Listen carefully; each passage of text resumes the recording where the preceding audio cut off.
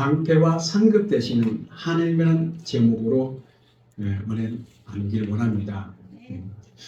우리는 이 세상 살면서 적지 않은 두려움을 갖고 살아갑니다.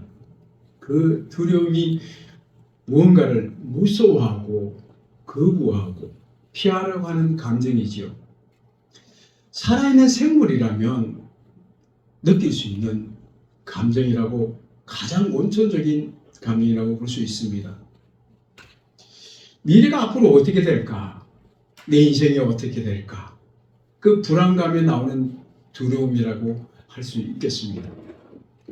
루마니아의 리차드 범브란트 목사님은 당시 공산정권하의 시절에 복음을 전하다가 감옥에 갇혔습니다. 14년 동안이나 감옥 생활하면서 그 중에 3년은 햇빛 한 점도 들어오지 않은 깜깜한 감옥에서 3년 독방에 갇혀 살았지만 목사님은 결코 예수님, 하나님을 부인하지 않고 복음을 전하는 일에 후회하지 않고 살았다는 얘기입니다. 목사님이 감옥에서 틈틈이 성경을 묵상하고 연구하였는데 우연히 나오는 성경적 말씀 중에서 오늘 말씀 1절에 두려워하지 말라. 이 말씀을 문장이 365번이나 기록되어 있다는 사실을 발견하고 이 목사님은 이 말씀을 통해서 365일 동안 하루도 두려워하지 않고 두려워할 필요가 없는 사실을 인지하고 오랜 수감 생활 동안 실족하지 않고 즐거움으로 감당할 수 있었다는 이야기입니다. 제가 세상 사람들이 살아가면서 어떻게 살아갈까 책을 한번 뒤져보다가 시중에 나온 책 중에 내일이 두려운 오늘 너에게라는 에세이집을 한번 발견해서 그 내용을 읽어보았습니다. 그 내용 중에 이런 말들이 있었어요. 나를 믿어주는 사람이 곁에 있다는 것. 나를 믿어주는 사람이 곁에 있다는 것. 그 자체로만 해도 엄청난 선물일 거야. 말하지 않고 강구하지 않아도 내 속을 알아주는, 눈빛만 봐도 알아주는 사람, 괜찮아 서다 젊어주는 사람, 그 사람이 내 편이라는 사실, 언제든지 불러내면 뛰어나오자는 사람, 달려갈 수 있는 암시처 같은 사람, 결코 그런 사람을 우리는 소홀히 대하지 말라고 여기 책에서 글을 남깁니다. 여러분, 이와 같은 사람 있습니까? 진짜 부자입니다. 우리 주님은 결코 우리를 소홀히 않고 늘 우리 주님 가까이 계신다는 사실입니다. 아멘. 오늘 하나님께서 아브라함을 찾아오셔서 뭐라고 하십니까? 이렇게 말씀하십니다. 이후에 여호와께서 아브라함아 두려워하지 말라 합니다. 이후에 하나님께 찾아오셨는데 이유는 뭡니까? 이전이 있었다는 얘기입니다.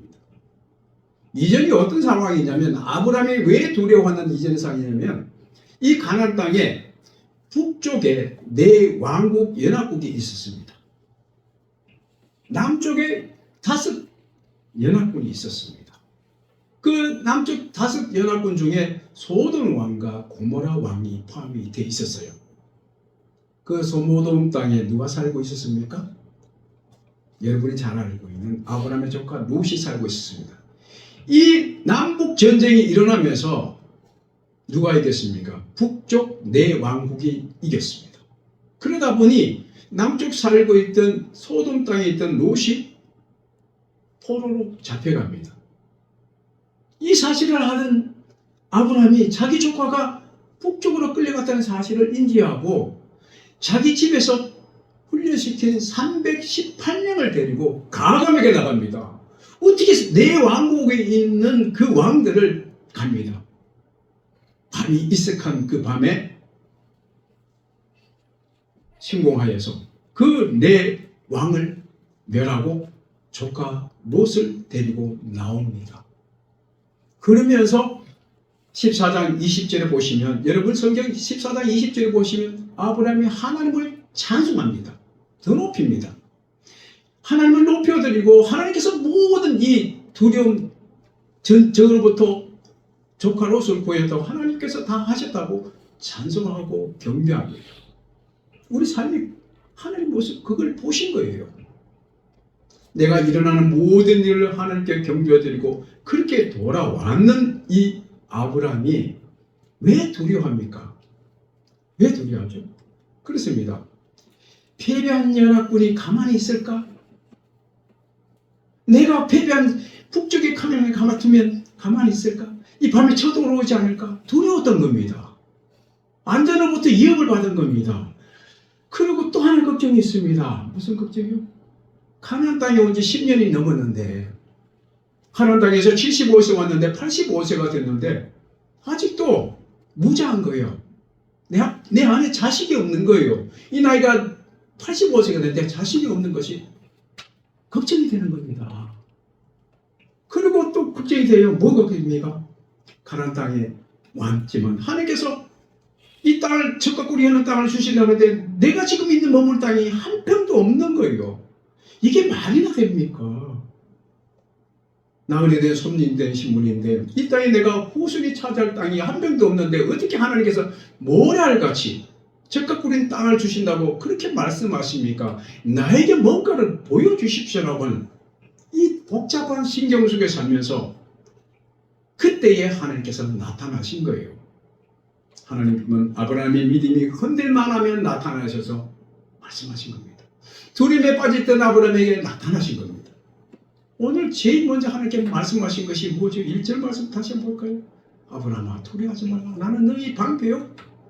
지극히 큰 상급입니다. 상급을 다른 말로 우리는 축복이라는 얘기를 돌릴 수 있습니다. 이 독특한 표현은 하나님이 스스로 하나님께서 오신 것인데요. 아브라함이 하나님을 찾지 않았습니다. 이 상급을 언급하신 하나님께서 평소에 아브라함이 축복을 받을 것을 아시고 아브라함이 걱정하는 자손 본성과 가나안 땅을 차지할 것을 하나님은 아시고 계신다는 그 사실입니다. 아브라함이 의심하고 언제 주실란가 불안해하는 두려움과 있는 이 아브라함에게 나는 너희에게 상급이라는 거죠. 스스로 의심하지 말라고 표현합니다. 우리가 생각할 때 하나님께 나에게 기도 응답해 주시고 무언가를 역사해 줄 것을 믿고 생각했는데 그 이전에 그 생각하기 이전에 이미 하나님께 나의 창조 주시고 하나님이라는 사실입니다. 내 아버지가 된다는 사실입니다. 그 사실 그 자체만으로도 우리는 감격해야 될 줄 믿습니다. 아브라함은 하나님께 첫 번째 말씀이 끝나자 이 말씀을 상대로 축복하고 축복의 말씀이 끝나자마자 다음 가지 또 질문합니다. 뭐라고요? 이렇게 말합니다. 아브라함이 주여 내게 무엇을 주시라니까? 그러면 내게 무엇을 주립니까? 두려워하지 말라고 하신 말씀에 그럼 내게 무엇을 주시랍니까? 바로 질문이 들어갑니다. 그 얘기는 뭡니까? 나는 아들이 없습니다.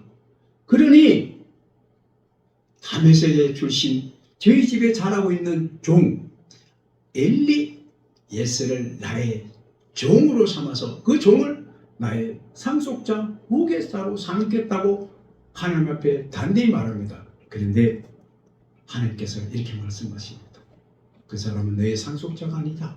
3, 4절 그 주라면 상속자가 아니다. 내 몸에 태어날 자가 네 몸에서 태어날 자가 후사요 상속자가 될 것이라고 얘기하면서 아브라함을 데리고 친히 바깥으로 나오는 겁니다. 아브라함아 나오거라.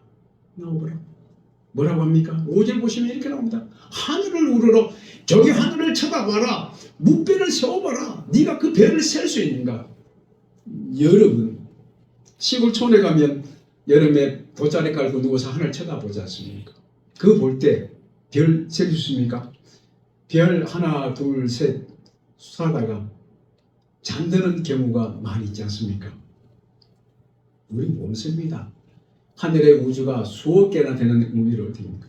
하나님께서 그 별들을 봐라. 이와 같이 내 자손이 그렇게 해 주리라 약속하고 있습니다. 그냥 말씀을 하니. 그래서 저 별들을 바라보면 그 후손을 번성하게 할 것이라고 그렇게 시각적으로 우리 인간적인 우리가 볼 수 있는 것을 보여주면서 그 수많은 별들을 바라보는 이 아브라함 마음은 어떻겠습니까? 풍성해질 것입니다. 풍족해질 것입니다. 그 표정에 그 별들을 바라보면서 그 별 하나하나가 후손들의 얼굴 보는 것처럼 끝났을 겁니다. 참 지혜로운 우리 하나님 아버지 아니십니까? 인간의 눈높이에서 믿음을 풀어넣어 주셨습니다. 그래서 아브라함은 그 말씀을 믿음으로 보고 그 광경을 하나님께서 어떻게 보셨습니까? 아브라함이 여호와를 믿은 여호와께서 그의 의로 여기시고 아브라함이 표정과 행동을 보시고 그 믿음의 모습을 보고 하나님께서 의로 여기셨다는 사실입니다. 우리가 하나님 말씀을 받아들일 때에 의심의 눈초리로 아버지 설마 라고 할 때 아버지가 우리 마음에 이미 자정하셔서 알고 계신다는 겁니다. 그의 행동에 전혀 죄가 없고 완벽한 사람이라고 의인이라고 보신 것이 아니라 어느 인간처럼 연약하고 저희들과 똑같이 연약하고 갈등하고 죄를 짓기도 하지만 그럼에도 하나님의 말씀에 이루어질 줄 믿고 그 사실을 받아들였기 때문에 하나님께서 그를 의인이라고 칭해 주셨습니다. 그래서 성경은 아브라함이 믿음으로 의롭다는 우리 로마서 1장 16절 17절을 우리는 압니다. 하나님은 우리에게 마찬가지입니다. 하나님께 우리에게 아브라함에게 했던 그 말씀이 똑같이 우리와 똑같다는 사실입니다. 우리가 연약하고 욕심 많고 죄도 짓지만 그래도 내가 천지를 창조하신 그 하나님을 믿고 또 하나님께서 이 세상을 너무나 사랑하셔서 그를 보내주신 독생자 예수 그들을 부활하신 것을 믿을 때에 우리가 의롭다고 여겨주신다고 그리고 구원해 주시다는 사실입니다. 할렐루야. 그렇습니다. 하나님 우리에게 다시 말씀하십니다. 이번에도 하나님께 세 번째로 의심을 갖던 그 아브라함의 의심을 바로 놓치지 않고 묻습니다. 뭐라고요? 나는 이 땅을 내게 주어 소유로 삼게 하려고 너를 갈대아인의 우리에서 이끌어낸 여호라 합니다. 말은 하지 않았지만 하나님 내 한 평이 없는 땅을 갖다가 아버지 언제 주시랍니까? 그 내 속에 있는 들어가 있는 질문과 의심의 강구를 아버지가 하나님께서 아시고 바로 7절에 말씀하십니다. 이 땅을 내게 주어 너를 갈대아 우리 하와 땅에서 이뤄낸 내 하나님이라는 것을 다시 한번 말씀으로 증명해 주십니다. 그러자 아브라함은 바로 대답을 또 합니다. 질문을 또 합니다. 뭐라고요? 내가 이 땅을 기업으로 차지할 것을 무엇으로 하시니까? 말씀은 아버지께서 주신다고 그러셨는데 무엇으로 확신할 겁니까? 라고 물어봅니다.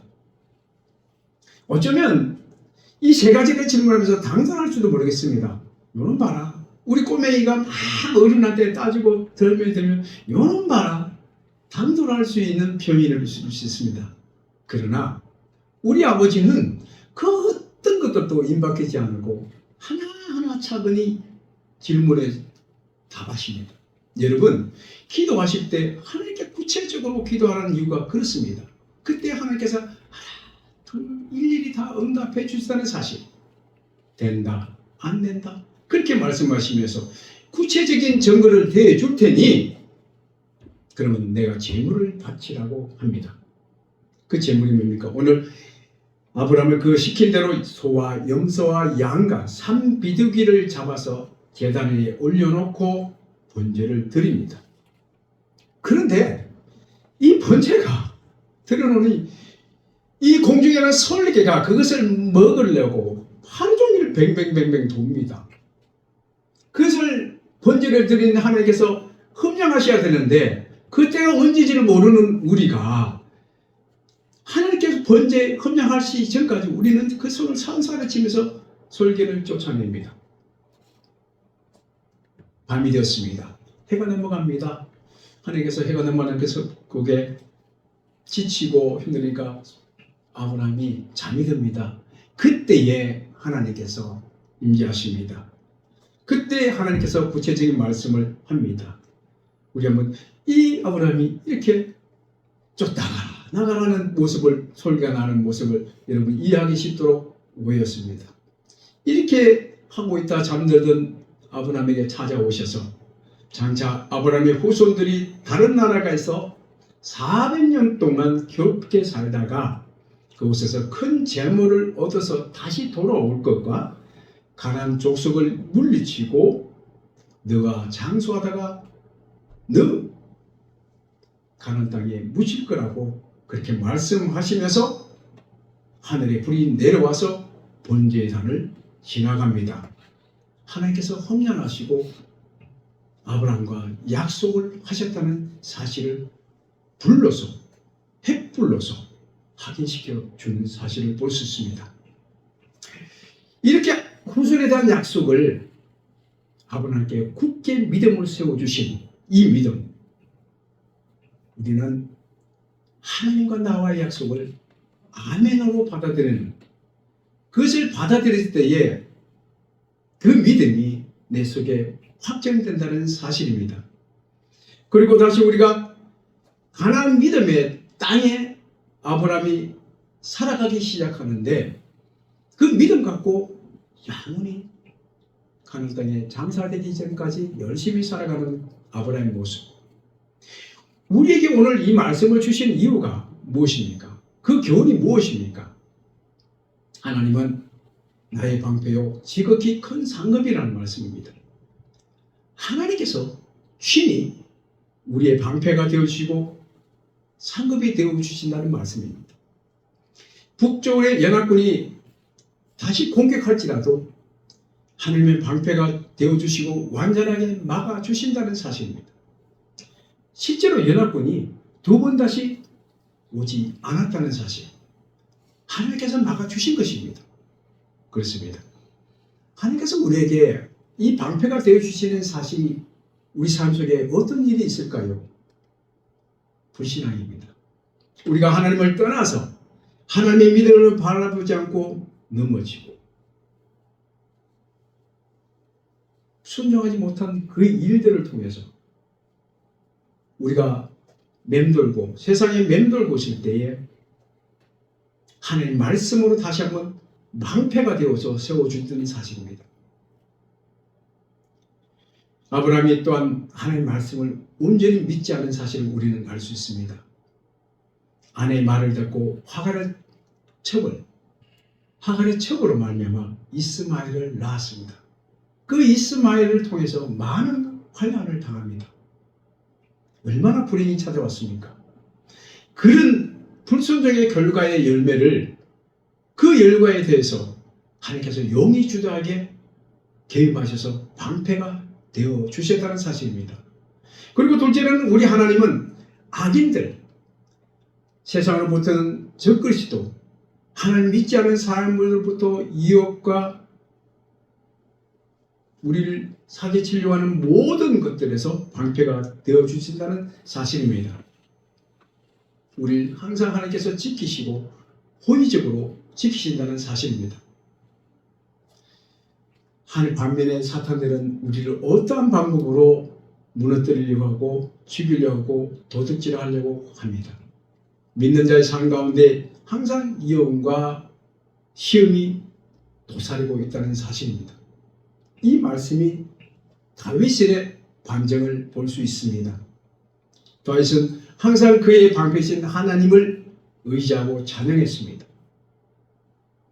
여호와는 나의 힘과 방패시니 내 마음이 저를 의지하여 도움을 얻었다고 시편 28편 7절의 말씀이 우리를 증거하고 있습니다. 그리고 우리 하나님은 앞날에 다가올 어려운 길에서 우리가 방패가 되어 주신다는 사실입니다. 우리는 내일 일을 남몰라요 하는 찬송을 합니다.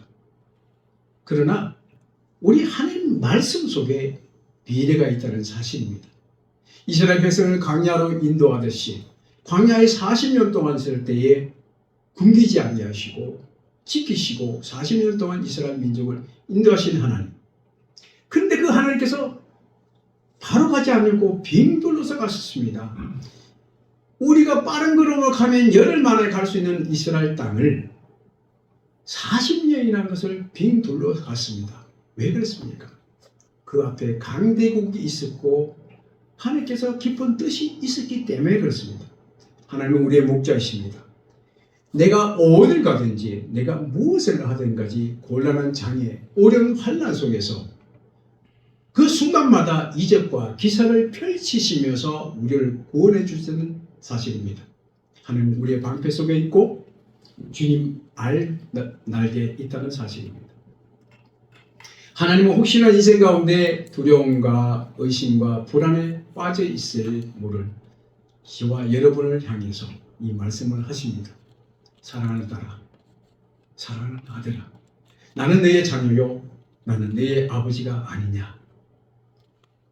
주님이 말씀하십니다. 나는 너의 방패요, 너의 상급이니 두려워하지 말고 염려하지 말라. 이렇게요. 하나님은 반드시 우리와 약속을 한 것을 이루실 겁니다. 아브라함 나이가 85세인데도 아들 한 명도 없고 가나안 땅 한 평도 없었지만 불안해하고 초조해 있을 때에 하나님 말씀을 통해 아브라함 믿음을 세워주셨습니다. 이번에도 특별히 말씀뿐 아니라 눈에 보이는 현상들, 목표를 바라보게 하시고 믿음을 세워주셨다는 사실입니다. 하나님 눈뼈를 바라보면서 자손 번성에 대한 믿음을 확신시켜 주셨습니다. 그리고 가나안 땅, 그 땅을 차지할 것이라고 그 말씀으로 가르쳐 주신 겁니다. 하나님이 아브라함에게 복을 주신 것처럼 우리에게도 복을 주셨다고 했는데 아브라함이 자손 번창과 가나안 땅을 약속받았다면 우리는 무엇을 약속받았습니까? 아브라함에게 약속하신 가나안 땅은 우리에게는 천국, 하나님의 나라입니다. 특히 예수님의 재림하실 때 완성될 하나님의 나라, 새 하늘과 새 땅, 새 예루살렘입니다. 우리가 차지할 영적 가나안 땅입니다. 그곳에 우리는 멸류관을 받을 것입니다. 베드로후서 3장 13절에 우리는 그의 약속의 의의를 구하는 바 새 하늘과 새 땅을 바라보는도다. 하나님 우리 아브라함에게 자손 번창과 가나안 땅을 약속하신 것처럼 우리에게도 영적 자손 번창과 천국 기업을 약속하셨습니다. 이 비안차는 영원한 소망을 붙잡고 아브라함처럼 믿음으로 살아가는 여러분 되시기 기도합니다. 세 번째, 약속이 성취될 때 가난을 인내하라고 했습니다. 약속이 성취될 때까지 고난을 인내하라고 했습니다. 하나님이 아브라함의 가나안 땅을 반드시 차지할 것이라고 하시면서 앞으로 그 후손들이 400년 동안 다른 나라에서 종살이하고 나올 것이라고 하셨습니다. 하나님께서 175세를 살았던 아브라함에게 굳이 400년 동안 살 인생이 아닌데도 왜 그렇게 굳이 미래를 말씀하셨을까요? 여기는 하나님께서 깊은 뜻이 계셨다는 겁니다. 하나님 약속을 받기까지, 하나님 약속이 이르기 전까지 하나님 백성들은 그 과정을 고난을 겪게 될 것이라고 말씀하신 겁니다. 그것이 오늘 우리에게 교훈입니다. 모든 것이 순탄하게, 순조롭게, 편안하게 이루어진다고 하신 것이 아닙니다. 우리에게 반드시 그 과정 속에서 고난과 시련이 있으니 그것을 잘 이겨내야 된다고 하신 하나님의 뜻이 담겨져 있다는 겁니다. 하나님께서 이 형경 고난에서 함께 할 인도자, 여기 모세를 아브라함의 이후에 일어날 모세를 말씀하고 있습니다. 히브리서 11장 24절, 25절, 26절을 보시면 믿음으로 모세는 장성하여 바로의 공주의 아들의 칭함을 받기를 거절하고 그리고 도리어 하나님의 백성과 함께 고난받기를 잠시 제약의 낙으로 누린 것보다 더 좋아하고 26절 그리스도로 인하여 받은 수모를 예굽의 모든 보아도 더 큰 재물로 여겼으니 이는 상 주심을 바라봄이라. 하나님이 너희 지극한 큰 상급이 되신다고 말씀을 다시 하고 계십니다. 어떤 말에 대장장이가 한 그리스도의 오랜 전도 끝에 마침 복음을 받아들였습니다. 대장장이는 교회도 빠지지 않고 매일 경건 생활을 열심히 했습니다. 근데 어쩐 일인지 인생에서 불행한 일들이 연달아 터졌습니다. 11년이 흐르고 5년이 흐르고 8년이 지났지만 그리스도인이 되기 전보다 오히려 인생은 더 힘들어졌습니다. 이 모습을 보다 못한 친구가 찾아와 다음과 같이 물었습니다. 자네가 예수를 믿고 난 뒤에 삶이 더 비참해지지 않았나? 우리 8년 동안 자네를 지켜봤다네. 이제 그만 신앙을 버리게. 이 말을 듣는 대장장이는 친구의 진심 어린 조언에 미소를 머금으면서 그래도 신앙을 포기할 수 없다고 이렇게 대답합니다. 나는 대장장이가 아니었다면 벌써 포기했을지 모르네. 하지만 새를 불에 달고 두드리지 않는다면 좋은 물건이 나오지 않는다는 사실 나는 알고 있었거든. 연단이 길어진다는 것은 하나님이 그만큼 내 인생에 공을 들이고 계신다는 뜻이라고 믿는다네. 한 가지 분명한 것은 내가 믿음을 가지기 전에 이 세상에 겨우 장사가 되는 것밖에 없었는데 그 소망이 없었지만 지금은 천국 소망을 가진 부자가 되었다네. 이 한마디입니다. 이 한마디 저와 여러분 마음속에 깊이